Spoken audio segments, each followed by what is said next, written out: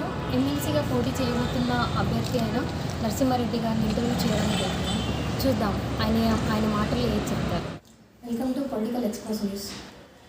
రాష్ట్రంలో ఎన్నికల నగారం మొదలైంది. ఈ నేపథ్యంలో మనతో రంగారెడ్డి, మహబూబ్ నగర్, హైదరాబాద్లో స్వతంత్ర అభ్యర్థిగా పోటీ చేస్తున్న నరసింహారెడ్డి గారు ఉన్నారు. అతని గురించి తన మాటల్లో తెలుసుకుందాం. హలో సార్, ఎలా ఉన్నారు? నమస్కారం అండి, బాగున్నాను. సో ఫస్ట్ ఆఫ్ ఆల్ మీ కుటుంబ నేపథ్యం గురించి మాట్లాడుకుందాం. మాది మహబూబ్ నగర్ జిల్లా కోడంగల్ మండలం కొండారెడ్డిపల్లి గ్రామం. సాధారణ కుటుంబం నుంచి వచ్చాము. ప్రాథమిక విద్యాభ్యాసము కోడంగల్, జెడ్పీహెచ్ఎస్ కోడంగల్, మహబూబ్ నగర్ జిల్లా. బిఏ పీపుల్స్ కళాశాల తాండూరు ప్రస్తుత వికారాబాద్ జిల్లాలో కంప్లీట్ అయింది. MA PG centre Mahabubnagar Osman యూనివర్సిటీలో కంప్లీట్ చేశాము. తర్వాత హైదరాబాద్లో లా కంప్లీట్ చేసిన తర్వాత 1988 నుంచి న్యాయవాద వృత్తిని చేస్తున్నాం. ఓకే సార్, మీరు లా చేశారు కదా, సో అక్కడి నుండి మళ్ళీ రాజకీయాల్లోకి రావడానికి గల బలమైన పరిస్థితి ఏంటి? ముఖ్యంగా తెలంగాణ సమాజం ఆవిర్భవించిన తర్వాత, తెలంగాణ రాష్ట్రం ఆవిర్భవించిన తర్వాత కేంద్ర రాష్ట్ర ప్రభుత్వాలు అనుసరిస్తున్న విధానాలు ఏవైతున్నాయో, ప్రజా వ్యతిరేక విధానాలు ఏవైతున్నాయో వాటిని స్వతంత్రంగా ప్రభుత్వ దృష్టికి తీసుకొని రావాలనే ఉద్దేశంతో మేమైతే తీసుకొని రాగలుగుతామనే ఒక ఉద్దేశంతో ప్రజల ముందుకు వేయడం జరుగుతుంది. ఇప్పుడు గవర్నమెంట్లో ఉన్న వాళ్ళే ఎక్కువ ఏం చేయలేకపోతున్నారు. ఓన్లీ ఇండిపెండెంట్గా ఉండి ఒక్క పర్సన్ అయ్యండి మీరు చేయగలుగుతారని మీరు నమ్ముతున్నారా? ప్రభుత్వంలో ఉన్న అధికార పార్టీ ఎమ్మెల్యేలు కానీ ఎమ్మెల్సీలు కానీ ఎవరైతున్నారో వాళ్ళకు లిమిటెడ్ స్కోప్ ఉంటుంది. వాళ్ళు ప్రభుత్వానికి వ్యతిరేకంగా ఎలాంటి సమస్యలు తీసుకొని పోవడానికి అవకాశం లేదు. కానీ అదే ఒక ఇండిపెండెంట్ అభ్యర్థి అయినట్లయితే ఏవైతే ప్రజా సమస్యలు ఉన్నాయో ఆ ప్రజా సమస్యలను ఎలాంటి ప్రలోభాలకు లోపడకుండా ప్రభుత్వం దృష్టికి తీసుకొని వెళ్ళడానికి అవకాశం ఉంటుంది. సార్, మీరు అంటే గ్రాడ్యుయేట్స్ ఇప్పుడు మీరు రాజకీయాల్లో ప్రవేశించారు కదా, సో మీ స్ట్రాటజీ ఏంటి? మీరు గెలుపొందడానికి మీరు అనుసరిస్తున్న ప్రణాళిక ఏంటి? ముఖ్యంగా గమనించినట్లయితే రాష్ట్ర ప్రభుత్వం ఏదైతుందో ఎన్నికల ప్రణాళిక ప్రకటించినప్పుడు, ఎన్నికల మేనిఫెస్టో ప్రకటించినప్పుడు ఎన్నికల ముందు 2018లో ఏమని చెప్పారు? ఉద్యోగాలు భర్తీ చేస్తామని చెప్పారు. తర్వాత టీఆర్ఎస్ ఇస్తామని చెప్పారు. ప్రభుత్వ ఉద్యోగ ఉపాధి అవకాశాలు కల్పిస్తామని చెప్పారు.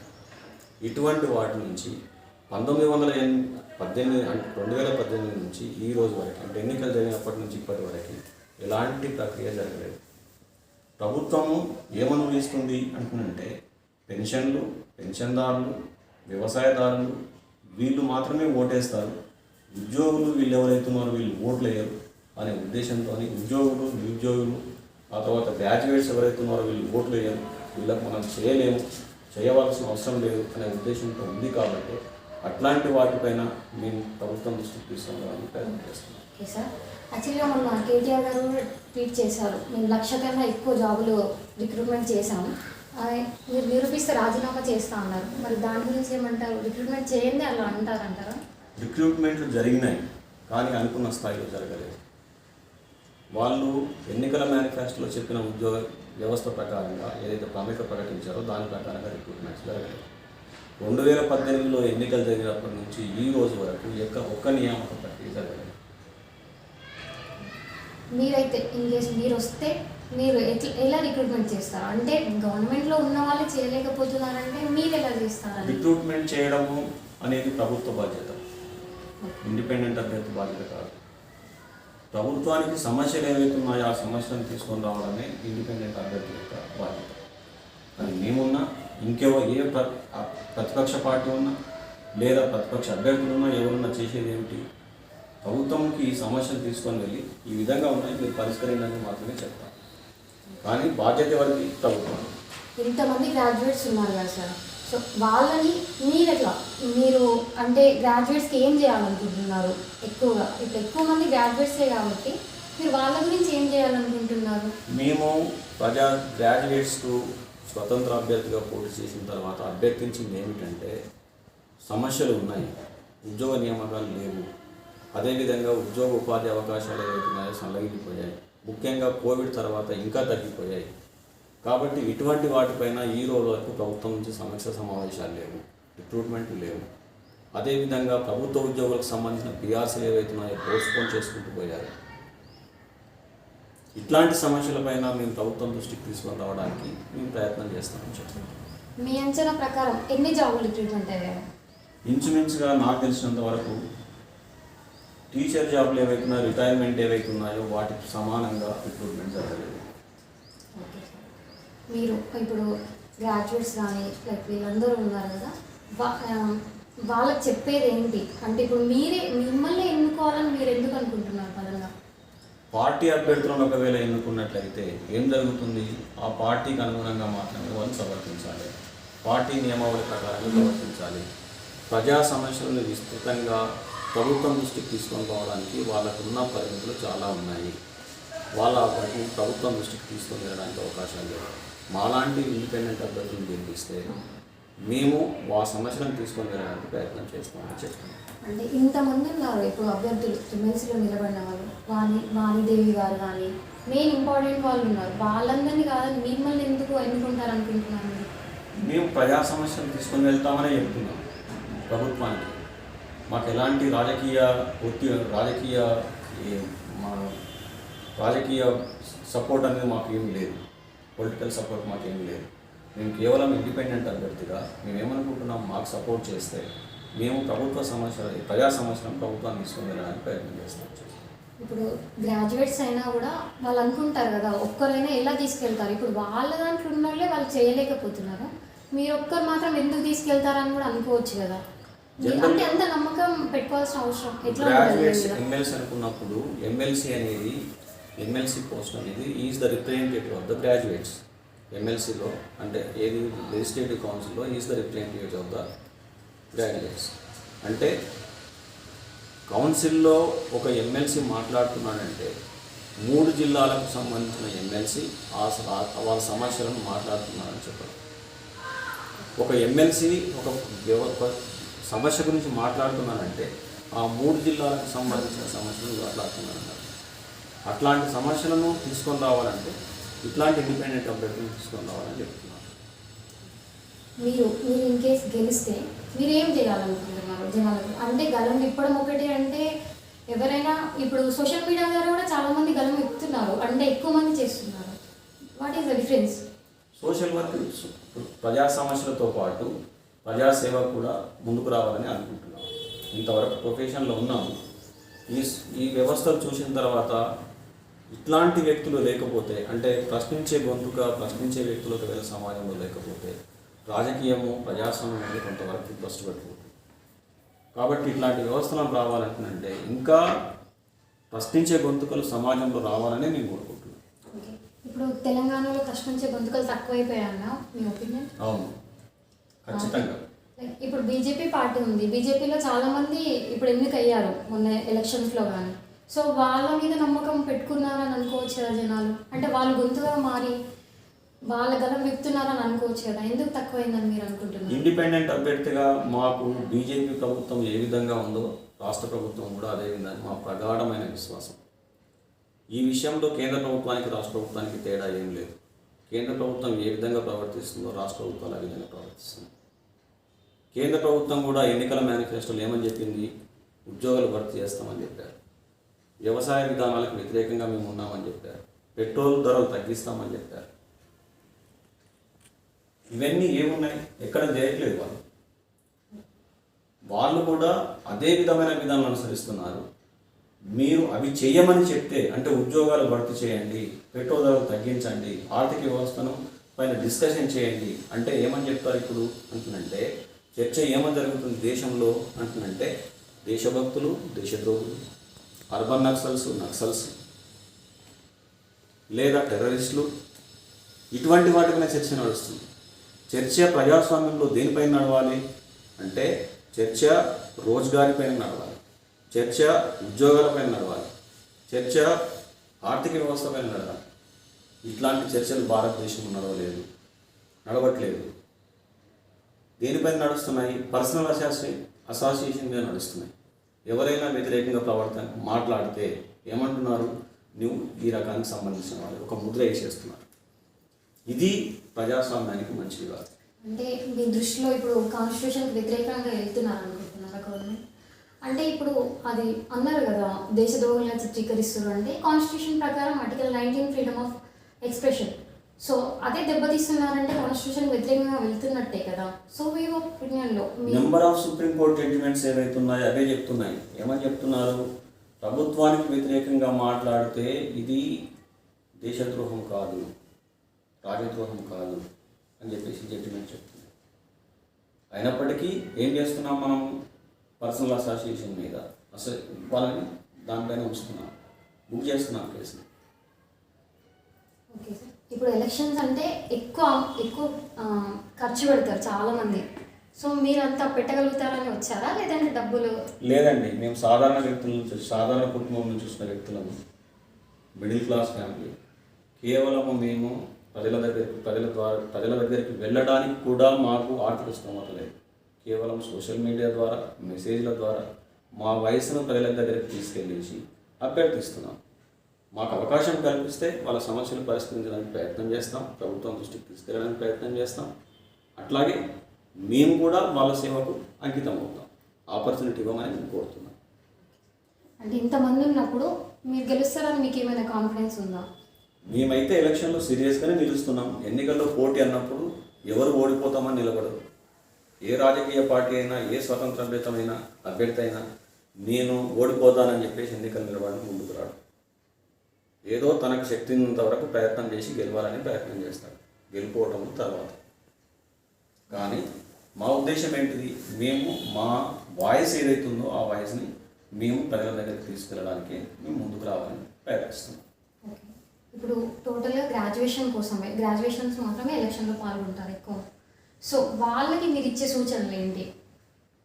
మేము చదువుకున్న వ్యక్తులుగా ప్రభుత్వం ఏ విధంగా పనిచేస్తుంది, ప్రభుత్వం ఏ విధంగా పనిచేయాలి అని అనలైజ్ చేయండి. మొదలు ముఖ్యంగా తెలంగాణ వచ్చిన తర్వాత ప్రజలు ఏవైతే ఆశించారో ఆశించిన స్థాయిలో చేస్తుంది ప్రభుత్వం. చేయలేదని మేము అనట్లేదు, చేస్తుంది ప్రభుత్వం. కానీ ఆశించిన స్థాయిలో జరగడం లేదనే మా అభిప్రాయం. ఆ వాటిని అనలైజ్ చేసి ఒక్కసారి ప్రశ్నించే వ్యక్తులను మీరు గెలిపించినట్లయితే ఏమవుతుంది? వాళ్ళకు ప్రశ్నించి ప్రజా సమస్యలను వాళ్ళ దగ్గర తీసుకుని వెళ్ళడానికి అవకాశం లభిస్తుందని మాత్రం మేము ప్రజలకు విజ్ఞప్తి చేస్తున్నాం. ఓకే, ఇప్పుడు చాలామందికి ఎమ్మెల్సీలు అంటే ఎక్కువ మందికి తెలియదు. సో ఇది ఉండడం కూడా వేస్ట్ అనుకున్నట్టు ఉన్నారు. సో ఎమ్మెల్సీ ఉండడం కరెక్ట్ అనుకుంటున్నారా, లేదు అనుకుంటున్నారా? వాస్తవంగా ఎమ్మెల్సీ అనేది ఏదైతే అంటే మెంబర్ ఆఫ్ లెజిస్లేటివ్ కౌన్సిల్ ఏదైతుందో రాజ్యాంగంలో వాటి గురించి ప్రస్తావించినప్పుడు అది చెక్స్ అండ్ బ్యాలెన్స్ సిస్టమ్ కోసం ఉండాలనే ఉద్దేశంతో ఉద్దేశించిన సభ. అంటే దిగువ సభ అంటే శాసనసభ ఏదైతుందో ఏదైనా తొందరపాటు నిర్ణయాలు తీసుకుంటే వాటిని బ్యాలెన్స్ చేసి సక్రమంగా ఏర్పాటు చేయాలనే ఉద్దేశంతో ఏర్పాటు చేసింది పెద్దల సభ. కేంద్రంలో అయితే రాజ్యసభ అంటాం, రాష్ట్రంలో అయితే విధాన మండలి అంటాం, విధానం ఎమ్మెల్సీ అండ్ లెజిస్లేటివ్ కౌన్సిల్ అంటాం. ఇప్పుడు ఆ సభ ఏ విధంగా అయిపోయింది అంటే రాజకీయ పార్టీల ద్వారా ఎన్నికల్లో పోటీ చేసి ఓడిపోయిన వ్యక్తులకు ఒక వాళ్ళకు స్థానం కల్పించడానికి ఒక సభగా మారిపోయింది. అందుకోసమనే ఆ సభ ఆ విధంగా కామెంట్ రాయడానికి అది రాజకీయ పార్టీలు చేసిన పొరపాటు.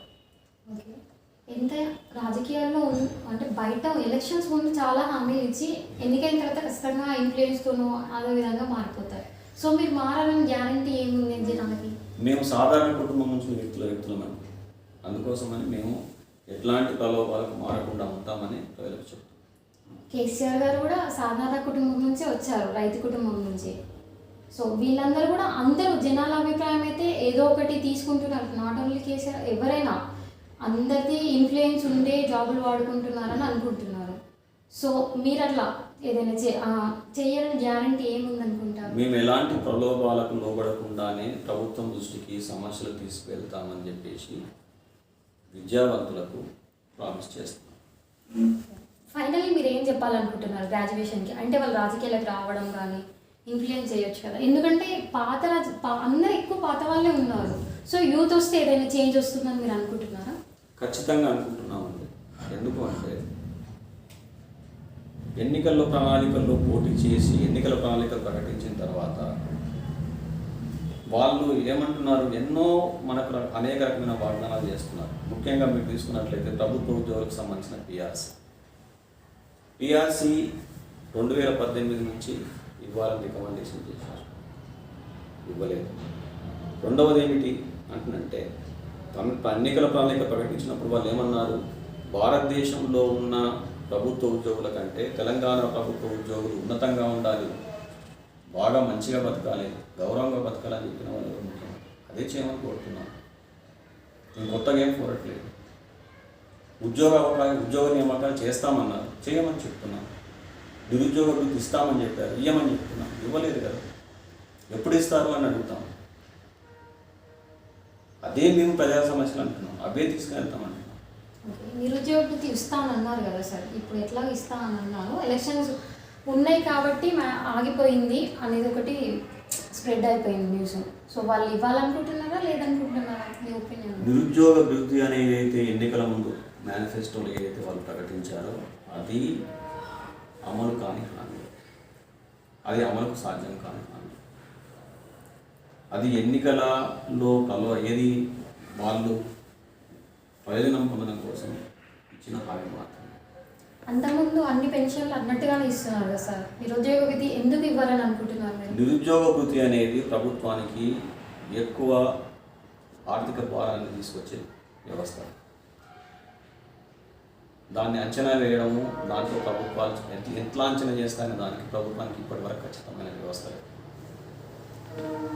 ఎప్పుడు చేస్తాము అంటున్నంటే 2018 ఎన్నికలు అయిపోయినాయి, 2019, 2021 మార్చ్ తర్వాత మనకేమొచ్చింది, కోవిడ్ వచ్చింది.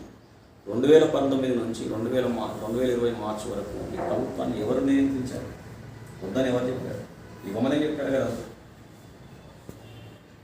ఇప్పుడు ఏం చేస్తున్నాం మనము అంటే ఎన్నికల ముందు నిరుద్యోగ వృత్తి ఇస్తాం. ఇప్పటి వరకు ఒక్క మాట ఏ సందర్భంలో వచ్చింది? 6 నెలల నుంచి ఒక్క సందర్భంలో లేదా దానికంటే ముందు ఏ సందర్భంలో ఇస్తామని ఎప్పుడు చెప్పారు? వారికి అధికారం చెప్పలేదు. ఎప్పుడు ఇస్తామంటారు? మళ్ళీ ఎన్నికల ముందు 1 సంవత్సరం ముందు ఇస్తామంటారు. ఆ ఎన్నికల ముందు ఇచ్చే దేనికోసం? మళ్ళీ ప్రజల కోసం, నిరుద్యోగ వృత్తి రావడం మంచిదేనా? గ్రాడ్యుయేట్స్కి నిరుద్యోగ వృత్తి రావడం వల్ల బద్దకస్తులుగా అయిపోయి ఏం తోచకుండా ఇంట్లో కూర్చొని కూడా తింటారు కదా. సో అది రావడం మంచిది అనుకుంటున్నారు. ఈ విషయం పైన ఖచ్చితంగా ఎవరుకున్న అధికారులు వాళ్ళకున్నారు. నా వరకు ఒకవేళ అడిగితే, స్పష్టంగా మీరు ఒకవేళ నన్ను అడిగితే, నిరుద్యోగ వృత్తి అనేది ఫెయిల్ కాదు, అది అమలు సాధ్యం కాదు, అది సాధ్యం కాదు. నాకు తెలిసినంత వరకు అమలు కూడా కాకపోవచ్చు.